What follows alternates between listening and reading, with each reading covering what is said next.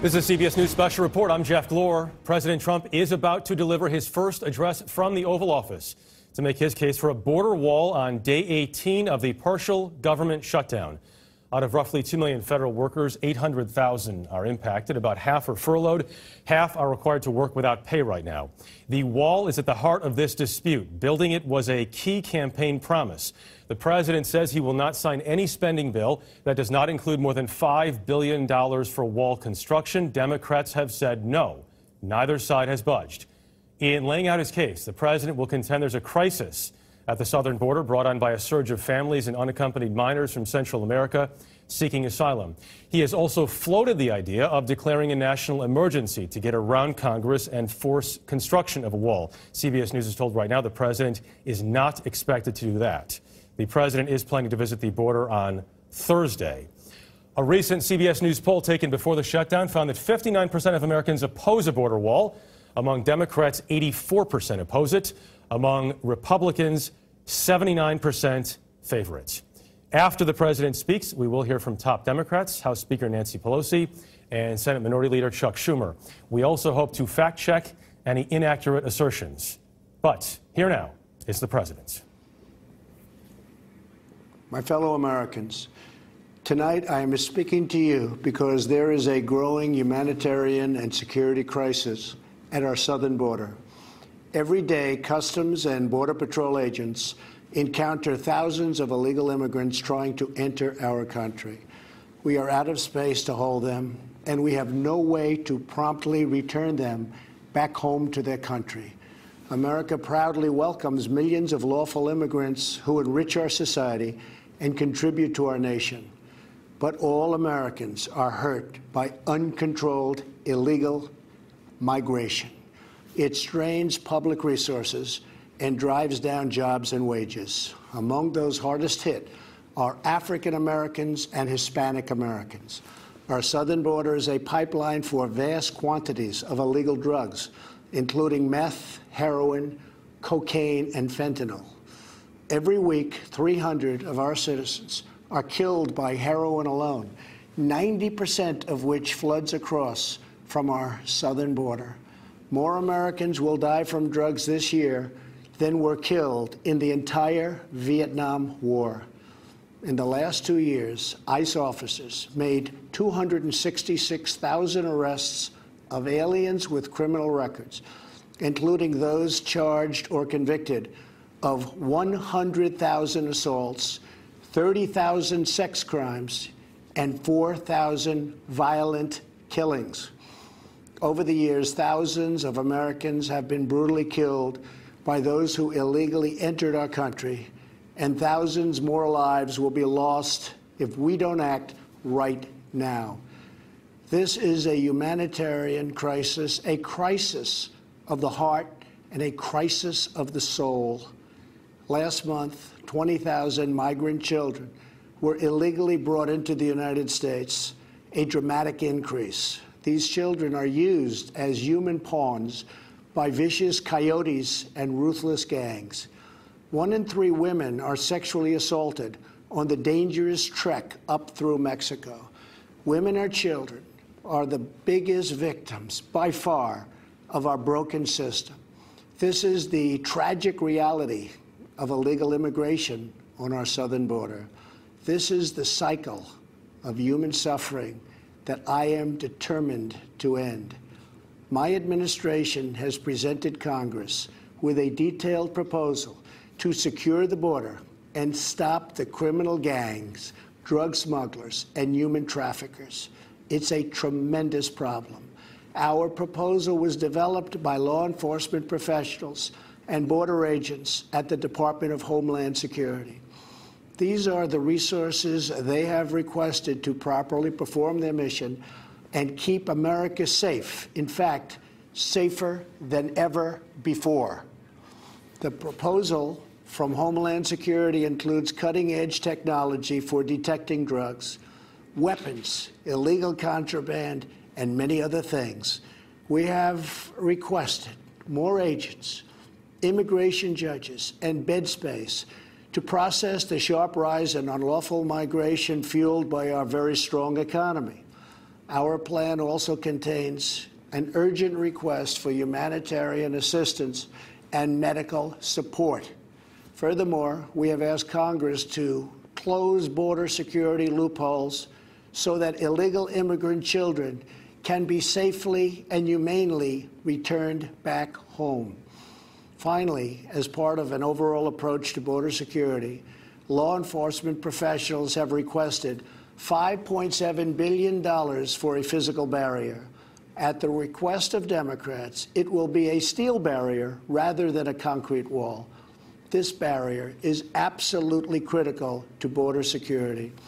It's also what our professionals at the border want and need. This is just common sense. The border wall would very quickly pay for itself. The cost of illegal drugs exceeds $500 billion a year, vastly more than the $5.7 billion we have requested from Congress.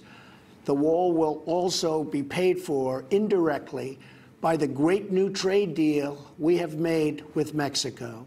Senator Chuck Schumer, who you will be hearing from later tonight, has repeatedly supported a physical barrier in the past, along with many other Democrats.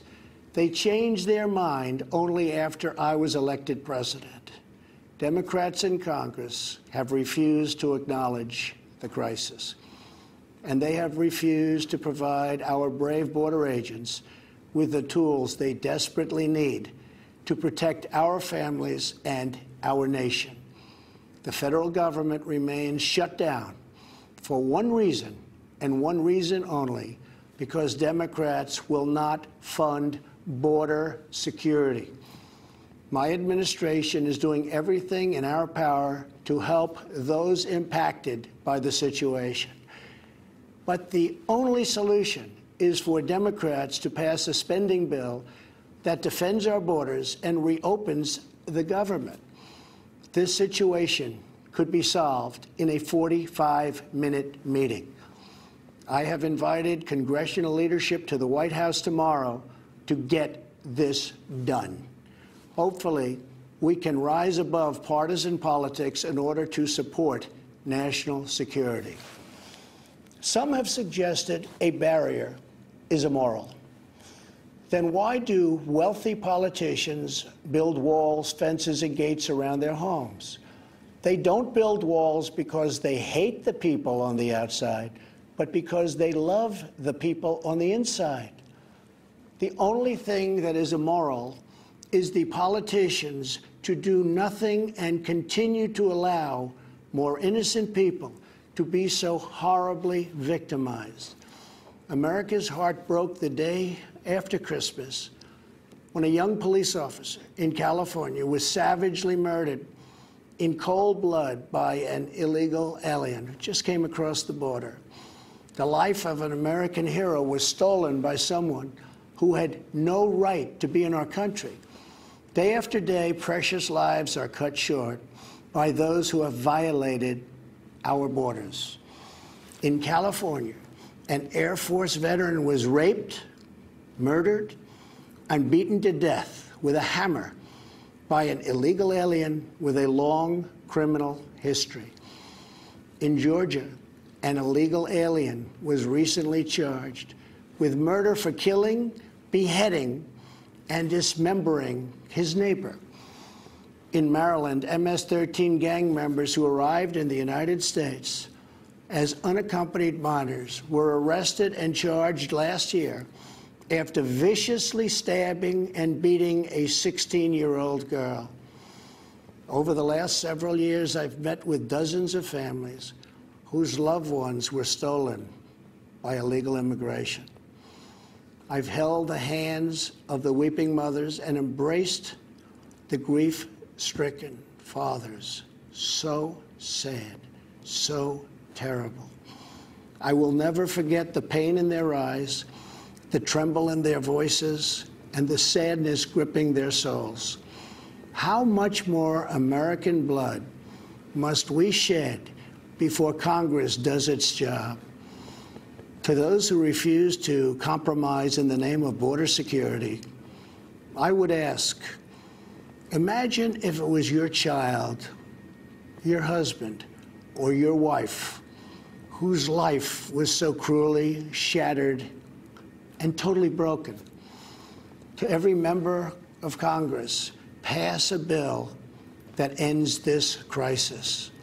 To every citizen, call Congress and tell them to finally, after all of these decades, secure our border. This is a choice between right and wrong, justice and injustice. This is about whether we fulfill our sacred duty to the American citizens we serve.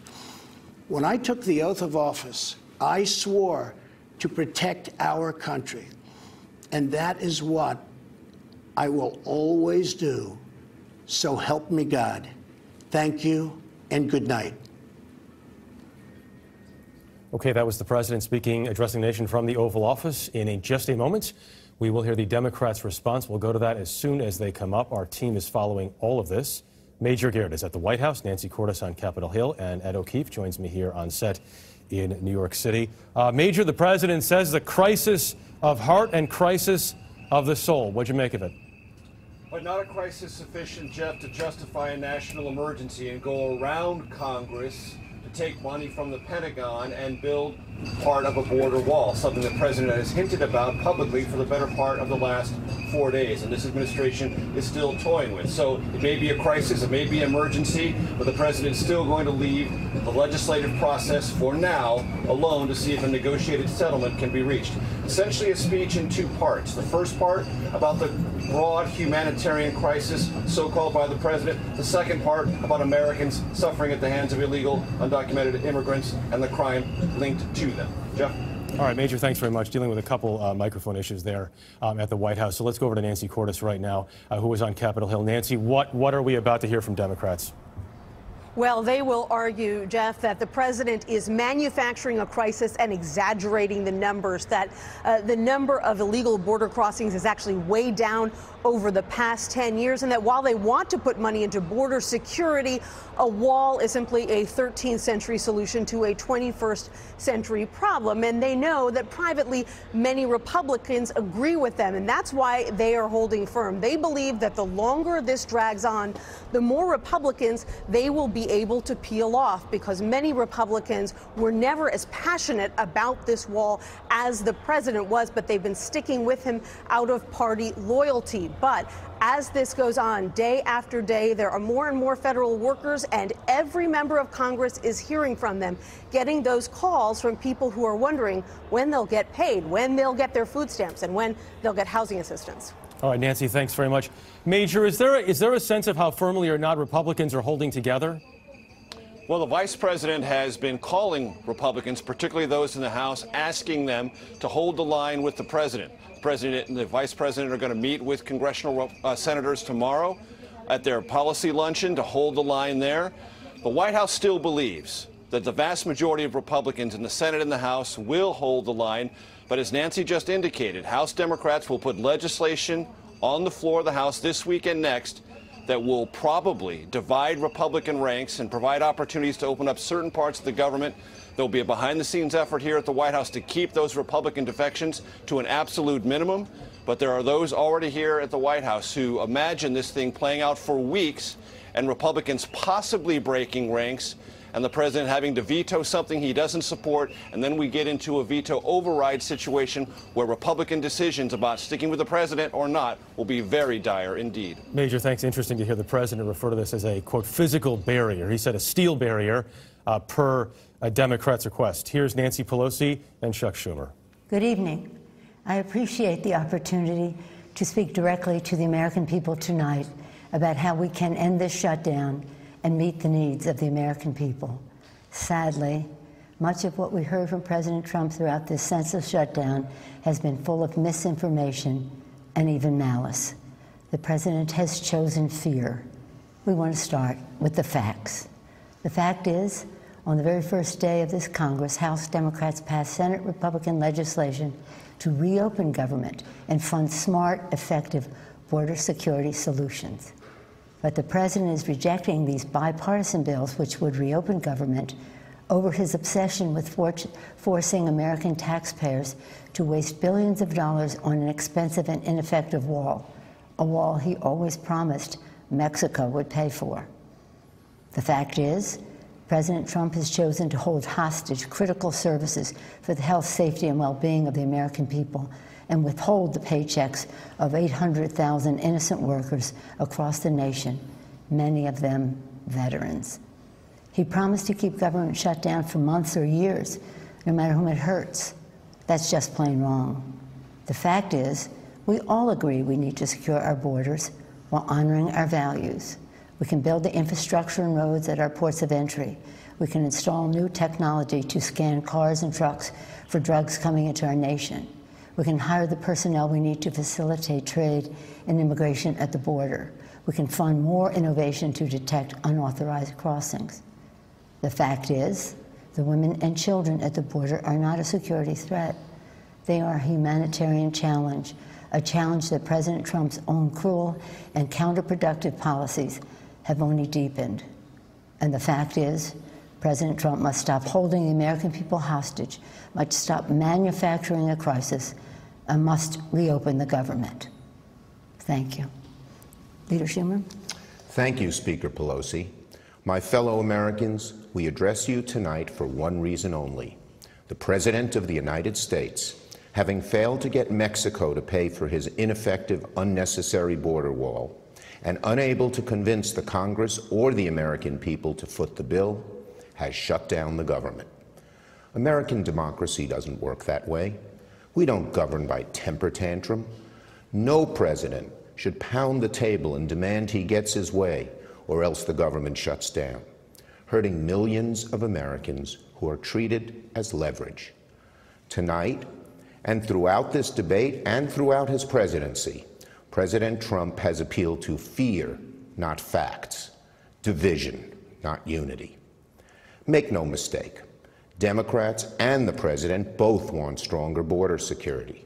However, we sharply disagree with the president about the most effective way to do it. So, how do we untangle this mess? Well, there's an obvious solution. Separate the shutdown from arguments over border security. There is bipartisan legislation supported by Democrats and Republicans to reopen government while allowing debate over border security to continue. There is no excuse for hurting millions of Americans over a policy difference. Federal workers are about to miss a paycheck. Some families can't get a mortgage to buy a new home. Farmers and small businesses won't get loans they desperately need.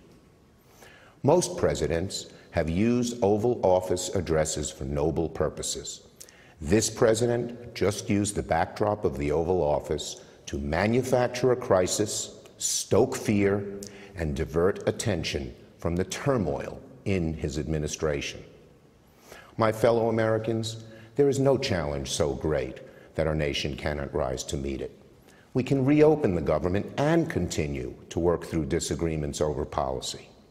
We can secure our border without an ineffective, expensive wall. And we can welcome legal immigrants and refugees without compromising safety and security. The symbol of America should be the Statue of Liberty, not a 30-foot wall. So our suggestion is a simple one. Mr. President, reopen the government and we can work to resolve our differences over border security, but end this shutdown now. Thank you. The Minority Leader and the Speaker of the House delivering their response to the first presidential address from the Oval Office, which immediately preceded that. Nancy Pelosi said the president is holding the American people hostage. Chuck Schumer said he is governing by temper tantrum and stoking fear. Ed O'Keefe is here on the set. Ed, I don't think I heard anything tonight to indicate we're any closer to a solution. Not at all. Look, we heard from a president held in low regard by most Americans, touting a policy proposal held in low regard by most Americans. And tonight, based on what we just heard, is all about posturing.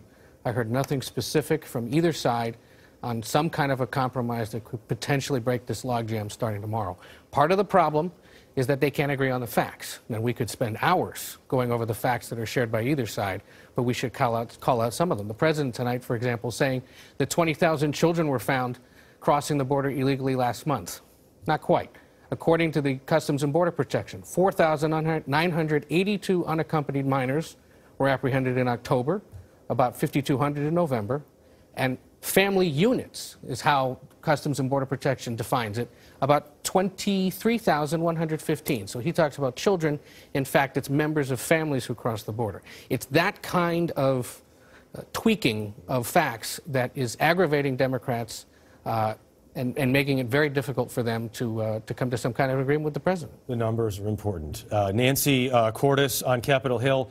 Nancy, tomorrow afternoon, do we have an indication that something might happen, that progress might be made? What happens tomorrow?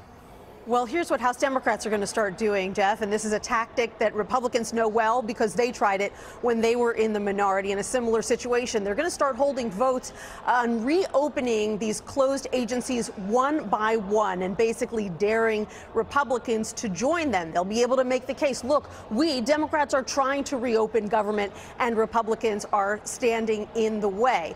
So it'll be very interesting to see how many Republicans they'll be able to pick off. The president is coming here to Capitol Hill to try to keep those losses to a minimum. But just tonight, Alaska Republican Lisa Murkowski became the third Republican senator to say, you know what, perhaps we should reopen the rest of the government while we continue to debate these serious issues. You have Republican senators who are up for re-election in 2 years, who are worried about what their constituents will think because they have federal workers and many other Americans who are being affected by this shutdown.